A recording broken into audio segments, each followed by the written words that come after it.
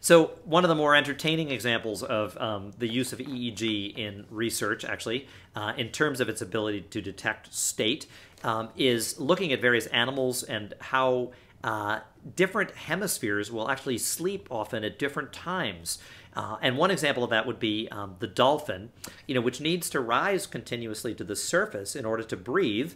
If you look at a dolphin's brain, if you record EEG from a dolphin's brain, you'll see that one hemisphere, this one here, is showing very high frequency, so very fast, sort of beta activity, low amplitude. Remember, that reflects, again, different subpopulations of neurons that are processing distinct aspects of, let's say, the environment.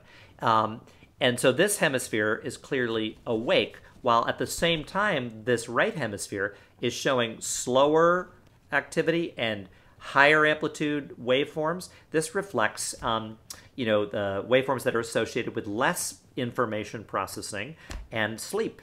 The best example of this, actually, are a series of studies looking at ducks, and ducks will actually tend to sleep in a row.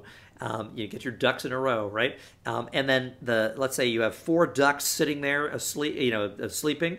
The 2 in the middle will actually be getting good sleep. If you look, both their eyes will be closed, and if you record EEG from the 2 hemispheres, the 2 hemispheres will show that very high amplitude. Remember, reflecting less information processing, slower waveforms that are characteristic of sleep. While the ducks on the end, they'll have one eye open, right? The one sort of arrayed away from the other ducks, and the opposite hemisphere will actually show low amplitude, very high frequency waveforms that are associated with the awake state and significant information processing.